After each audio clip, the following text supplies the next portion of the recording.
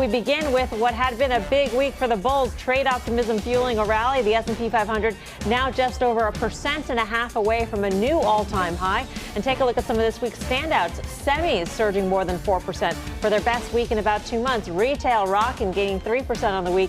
And one stock smack dab on the front lines of the trade war, Caterpillar, clawing back for a gain of just over 3%. So trade optimism seems to be back, but is it enough to sustain this rally, Guy? You know, sometimes you find yourself like a salmon swimming upstream. You mean the fish salmon? Right. Okay. Well, there's an L in there. Yeah. And so, Tim Salmon.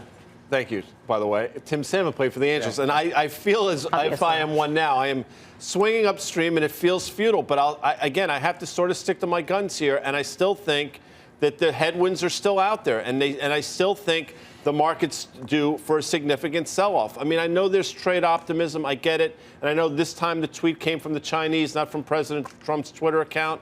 But with that said, you know, I just think it's delaying the inevitable. And the inevitable is they get to the table and they walk away with no deal. And I think that's somewhat negative for the market going forward. Yeah, I mean, listen, so we had a bit of a rally over the last couple of days. We're 1.5% from all-time highs, but we really haven't gone anywhere in 18 months. And we've seen this over and over again, where you get close to some kind of trade deal because the stock market sold off. The U.S. president then goes and says, hey, let's get a little bit close. Then everybody kind of comes together and they pull the rug out again. And I think the same thing's going to happen again. I still think you have to have the mental model that the trade war is going to go on at least until the 2020 elections, and it's continue to grind on the economy. So, you know, I don't know if the stock market goes down a lot more, but I know we probably go sideways until 2020 elections. But even as trade war concerns persist, as time goes on, with Jerome Powell just saying today in Switzerland that he doesn't see a recession on the horizon, I mean, isn't that even more positive than when he said that a month ago? I mean, well, I mean, these guys, they missed the financial crisis. I don't have any confidence that they can predict the recession anybody than anybody else. Well, I was about to say, I'm not sure that the bears to my stage left here are the ones that are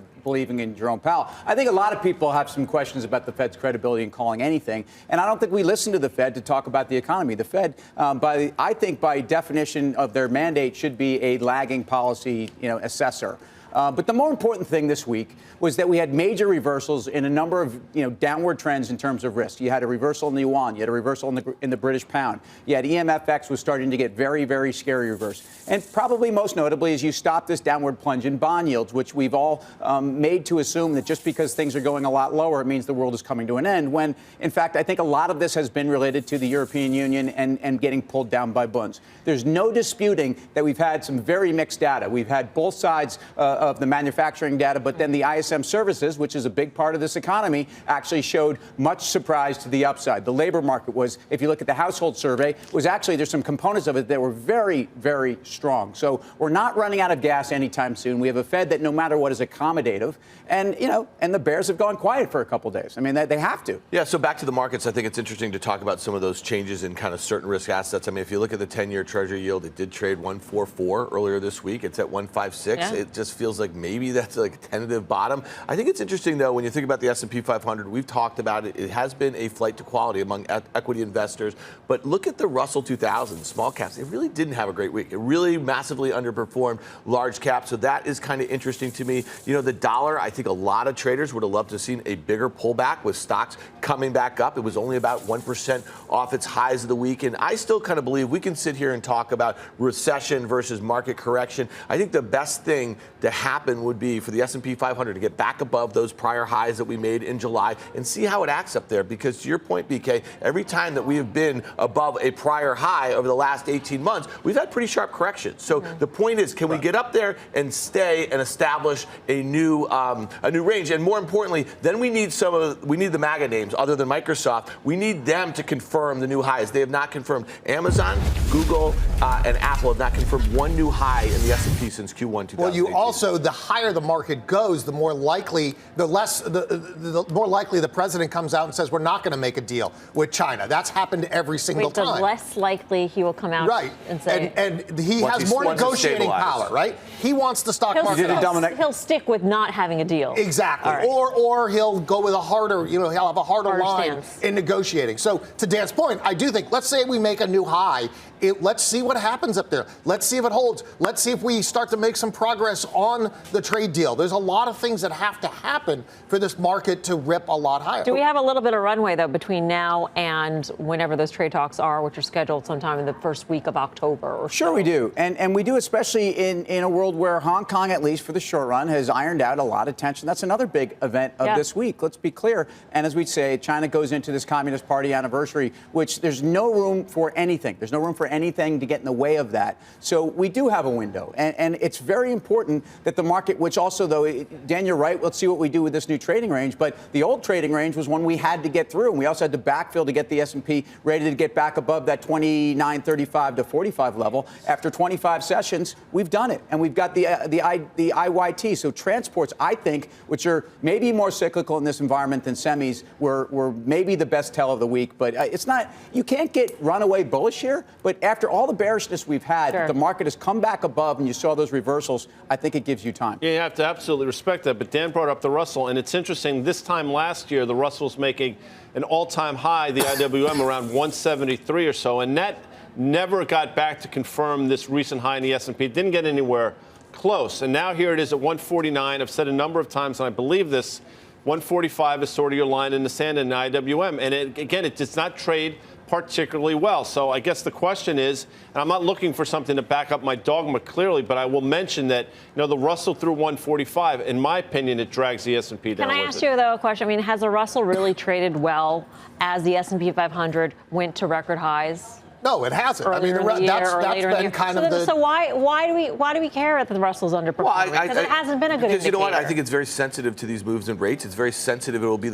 some of these companies will be the first companies to feel the adverse effects of a slowing consumer or a capex freeze or any of the sorts of things that we're looking for. I think it's really important to remember as we talk about all of these things that the S&P 500 is up 19% of the year. It's not like we're talking. We talk about. Tim just mentioned all the bearishness. We were down 3.5% from an all-time high. Right. Still up 15, 16% on the year.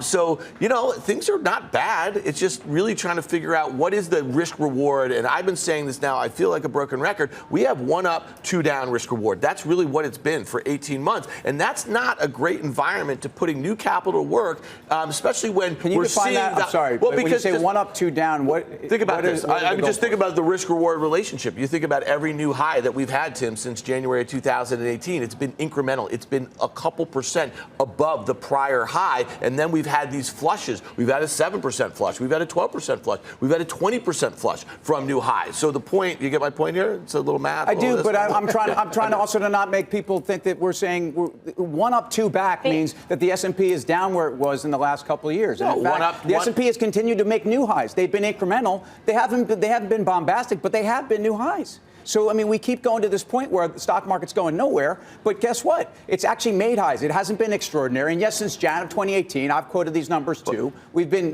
largely sideways. Jim, but semis, a number of things have gone higher. So how's earnings growth been in those period after period? It doesn't matter. No, but we're saying is valuation is important because we're just seeing multiple expansion. That's really what it is. So that is a figure of risk too, in a way. So we're not having the fundamentals confirm the higher valuation. The new highs are not confirming everything because they're not done on big volume, and then we see these flushes lower. All that tells me is that that's just risk. It's not, the risk is not to the upside, the risk is to the downside. So I would say about the small caps, bringing back to that, they are also heavy regional banks, right? And so regional banks make their money off that net interest spread, which when the yield curve flattens is not that good. So if you're looking at the small caps as a leading indicator of what the yield curve might be, that you want to see those banks start ripping higher, because then people are thinking that yield curve is going to steepen again. We were just discussing how this feels like the longest shortened week of trading ever, right? It feels like an 8-day week or something in those 4 days. 8 days a week. Great song. That's a song. Beatles. Yeah.